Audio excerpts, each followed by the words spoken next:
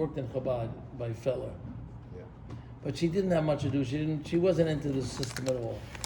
She didn't want to be involved. She had a brother who was a little bit firm or something, but she had no liking to it whatsoever. And they were trying to, impress her, but she said, I had enough. It's time to get out of this place already, That week that she wanted to leave, Rabbi Feller happened to get a hold of my uncle Shlomo Zalman, and he was asking him for the longest of time to come to speak Mitzvah Shabbat B'Milav Malka. And he was busy, he couldn't make it there. But that Mitzvah Shabbos, he agreed that he would come. So they told this girl, doesn't pay to leave yet, stick around, because there's a guy coming, he'll be impressed by what he has to say. Chicago. From Chicago. Yeah. So, she didn't want to stay, but they at the end they convinced her, so she stayed. I was telling a story about the Friedrich Rebbe. So I was telling stories about the Friedrich Rebbe. I wanted to tell he was a shliach of the Friedrich Rebbe. Tells him. So what happened was that I'd come with her. Now what happened was after the war, there was a man in Chicago that he felt the plight of the Jewish people in the DP camps, and he got together and he made an organization. It's called Chavas Hatzalah, I think they used to call it. And they collected money to give to the people who were in the DP camps. They had nothing but the shoes that they were wearing. That's all they had. So he decided that to take the money and send it to Europe, it'll go like the money went to the Hamas. You send it to the organizations. They never get to where they're going. So he decided he's going to go to Europe himself, and he's going to go to visit the DP camps, and he's going to give everybody what they need. So he went to the DK again. He come to the people. What do you need? This guy's then he said, buy me a suit. They gave him money to buy a suit. This guy needed shoes. This guy wanted this, guy did that. He's going, and finally he meets a little boy. He's about 9 years old, and he says to the little boy, he figures, he wants a toy. He wants a car, something. So he says, what can I get for you? So he says, if you want to make me happy, if you want to do something good for me, get me a way to see the Lubavitch Rebbe. He didn't know who the Lubavitch Rebbe was. It was the Friedrich Rebbe we're talking about. But he was so nispoiled that a 9-year-old kid who just lived through the whole Holocaust, that's what's on his mind. This was Who your... is it? Wait. I forgot. I heard of the boy. No, I'll tell You you. know the boy? This was... Who the boy was? Yeah. The boy, I didn't know who the boy was. I forgot. This was your uncle saying it? My uncle, Your uncle was saying this. He's telling a story? This is what happened. Uh-huh. Telling you a story, this is what happened. So, this man Your came... uncle told the story. Wait, my uncle, I didn't get to my uncle telling the story. Telling you a story that happened beside. A lady told us to, but it's not that it was secret. A story happened, this is what happened. He went to Chicago, from Chicago he went to Europe. When he came back from Europe, he came to my uncle. And he said, I'm so nispoiled from this 9-year-old kid who wants to see the Lubavitch Rebbe. Who is the Lubavitch Rebbe? If he's, after the whole war, when he wants to see the Lubavitch Rebbe, I want to see the Lubavitch Rebbe. So he flew with my uncle to New York. And my uncle arranged for him a yechidus by the Friedrich Rebbe. His name was Rabbi. So he wasn't a real rabbi, but he called himself Rabbi something. I forgot. Rabbi? I didn't catch the name. A funny name, Babu. So I forgot the name. It's not important. The name is not important. So he went into the Rebbe to yechidus, and the Rebbe asked him all the details, what was going on with the whole, with the organization and the things and everything. And as he was leaving, the Rebbe said, "Was tut sich mit deinen Kinder?" So he started to cry, and he said, Rebbe, chonish kanach was meine Kinder, den alle weg von Yiddishkeit. So Rebbe said to him, he's old Nishsteigen, I don't know, I wasn't there, I don't know verbatim, but he said to him, deine eniglich wollen zurückkommen zu Yiddishkeit. Du hast Nachlass haben von deiner eniglich. So it's a funny thing that the Rebbe gives a bracha what's gone by the eniglich. What about my kids? So he's talking about my eniglich. But he left, he walked out of the office, and then my uncle Shlomo Zalman had yechidus. When he came in, the Rebbe did something which he never did before, as far as we know. The Rebbe told him, I just told the gentleman who walked out that I promised, I gave him a bracha that his eniglich will come back to Yiddishkeit. My uncle said, why is the Rebbe telling me this? And where do I fit into the puzzle? And he walked around, and that's it, and they went back to Chicago. And for years, he's been walking around with this thing on the shoulder, wondering, when is the story going to, where do I fit into the puzzle there? He said that Motzei Shabbos, he went to Feller, and he got up and he was talking about the idea of Hashgacha Pratis. that everything's Mashkocha Pratis. He said the fact that it worked out that of all the times the Rabbi Feller asked me to come, I came tonight, that's Mashkocha Pratis. And I want to tell you something else, that what I'm going to talk about tonight is Mashkocha Pratis. I don't know why, something's pushing me to tell this story now. And I have no reason to tell it, but it's in my mind, so I'm going to tell it. So he told the story that he's by the Rebbe, and he brought this person, and the Rebbe told him. And as he's telling the story, this girl who worked at Chabad, who was sitting in the front row, she's sitting there crying. She's crying. When he finished his speech, he comes over and says, Rabbi Hecht, that story that you told, it was about my grandfather. And she became frum after that. She was so nispol from that story that she became frum. And she used to live in Morristown. Her name was, I'll soon remember her name also. Huh? You know. Yeah. It's a funny name. It's something with like a code afterward. So her married name. I don't know what Yossi told me that he after he heard the story, he called and he got all of the pratim, and he said that I told the story almost, pretty much the way it happened. But the nekuda was that the Rebbe said such a thing, and it was taka uncommon. The Rebbe should tell you what he told somebody else in the Yechidus. And why did he tell it to him? And it was only that it should come the day that he should say it. He should have heard it. This girl should come back to Yiddishkeit. Yeah, he told me that she lived something once done. Yeah. This week, my brother, he lives in Sarah. My brother, I have a brother, Not Henry. 40 years old. Hendry. He meets a Litvish younger man. Yeah. Man says, I was born from a bracha. Yeah, they moved, yeah. So he says, what happened? That's He said, my parents, the doctors told my mother she's not having any children. So she heard about the Rebbe, she won my dollar, she asked a bracha, and her husband went separately, both asked, and the Rebbe gave them both $2. And they had twins. What? They had twins. So they came back, to tell the Rebbe that the Rebbe gave a bracha and they had twins. So the Rebbe gave him $4, and he says he's a quadruple. They had four children after that. The Rebbe gave him each $4. The second, this is a little he told my brother this week. This week he told my brother that was Nun Beis, so they didn't go back after that. I'm just saying, the Rebbe gave $2, they had twins. And then they came back, thank God, they gave each one $4 separately. And he says, I'm for the quadruplets. Oh, he's one of the quadruplets. He told my brother he had a quadruple, mamash? Yeah. Not four more children. Not him, his parents. And he's one of them. Wow. And he's one of them. He tells us, my brother, he's a litvish, he's a kalta hate, I was you think, okay, Elena B'Chassid is going to find out. Yes. Where's your brother? No. He's taking a course, Sarah Schneer, to become a therapist. What? He's taking a course to become a therapist by Sarah Schneer. They have him in now. Oh. And this is, he said, go to 30 guys, and they were talking, and each one tells a video about themselves. And he says, I'm a quadruplet. That's what he said. And then, B'Shas Maisel, they were talking. He says, it's from a bracha of the Rebbe. And he tells over the story. When we say Rebbe. He was talking. Oh, the Friedrich, yeah. There's a video of the last night Yechidus when my father went with a woman also. That was the Rebbe said, do me a favor, go to one more doctor.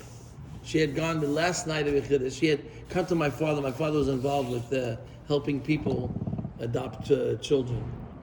So she came to my father. My father said, before you go into that room, we're going to go to the Rebbe and get a bracha.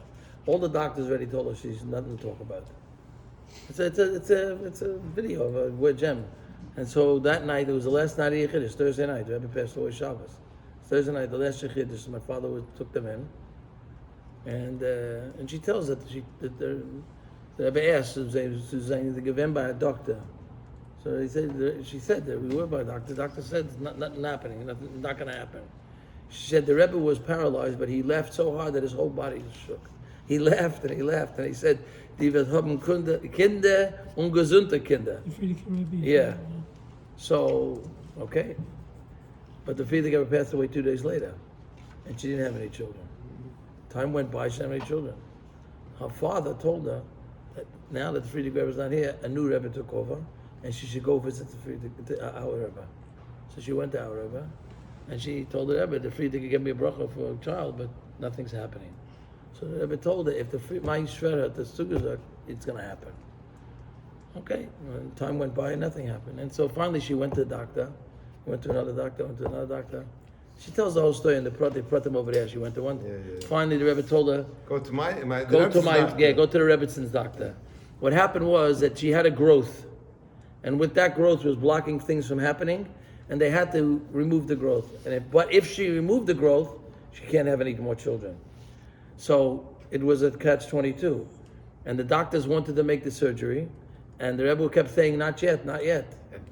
So when after she went to the Rebbe's doctor, I think the Rebbe's doctor called the Rebbe. called the doctor. Said, "What are you playing with this lady's life? She has to have an operation. She has to have it done, and forget about whatever it is." Yeah. And the Rebbe called her. She came back to the Rebbe, told the Rebbe that the lady, the doctor already made the appointment for surgery for 2 weeks. We're not waiting anymore. How many doctors want to tell you that?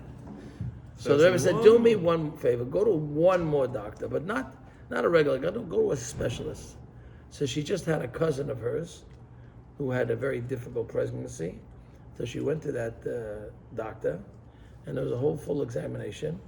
At the end of the examination, the doctor said, "I want you to go home, and I want you to get into bed and not move for the next 9 months because you're pregnant." My mother told me that she went to visit that lady, because that night when they walked out of the Friedrich Rebbe Yechidus, my father took his hand and he gave up. Yeah. He punched the I guy want on the his sandik. back and he said, "The Rebbe Tzugazak the kind, and I'm going to be the sandik." But then nothing happened. But my mother said when she was pregnant finally, my mother went to visit her. She said on the night table she had full of medication. She was taking, who knows how many medications she was taking. And she had a baby boy, and my father was talking to sandik. And she had 3 children, like the Rebbe said, die betomen Kinder und gesunde Kinder. And she had 3 children. It took time. You didn't have to take out the thing. And then she had the surgery, and then she didn't have no more children. But after she had her 3 children. Yeah, bald.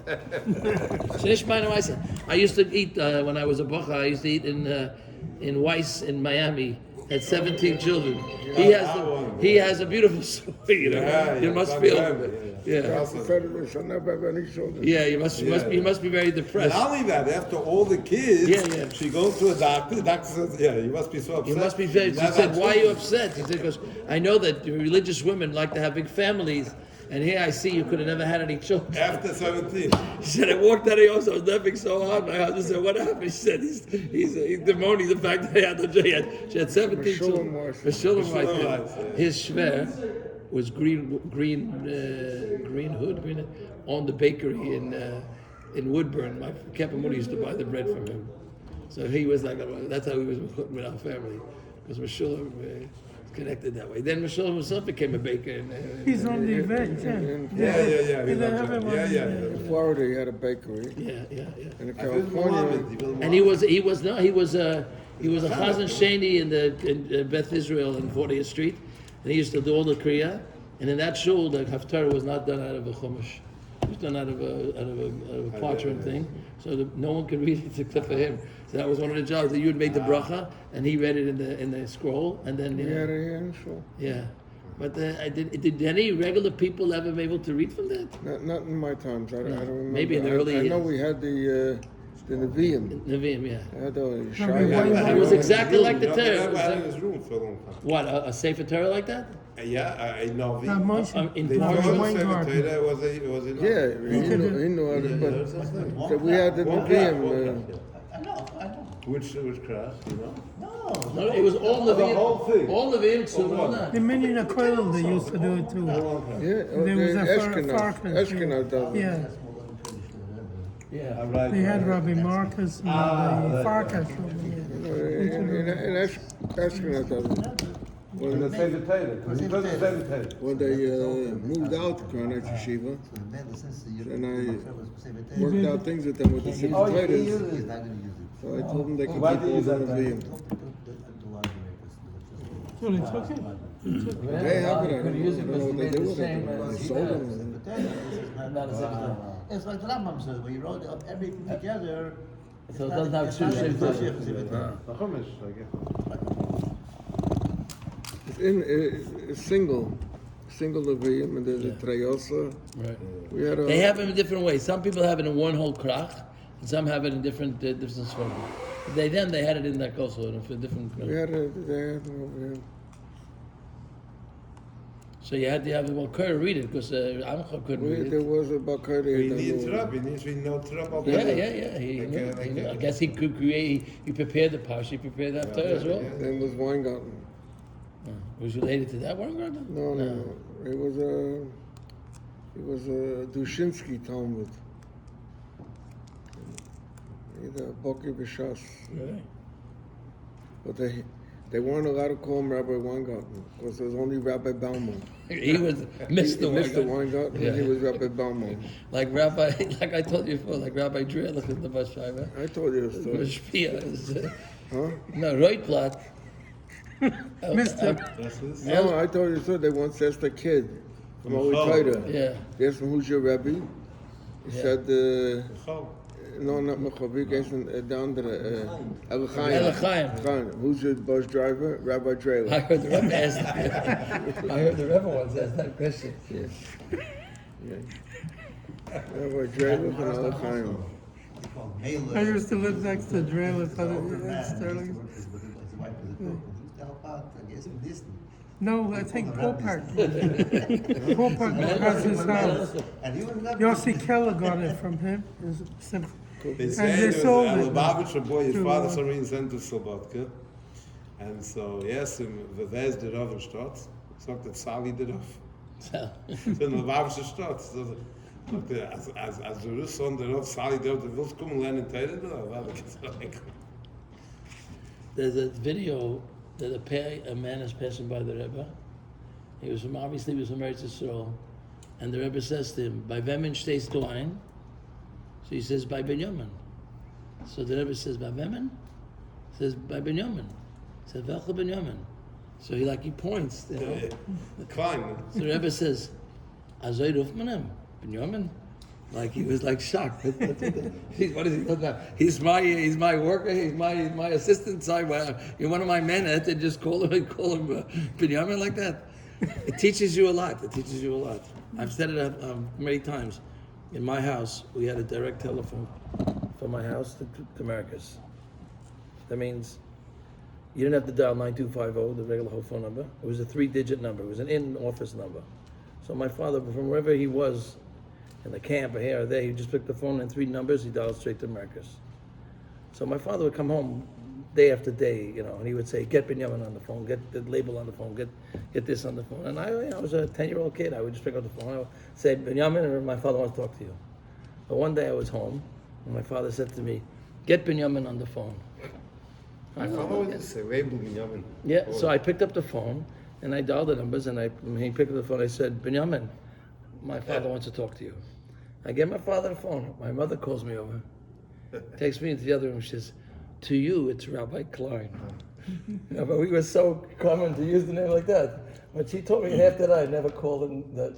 I always say Rabbi Klein.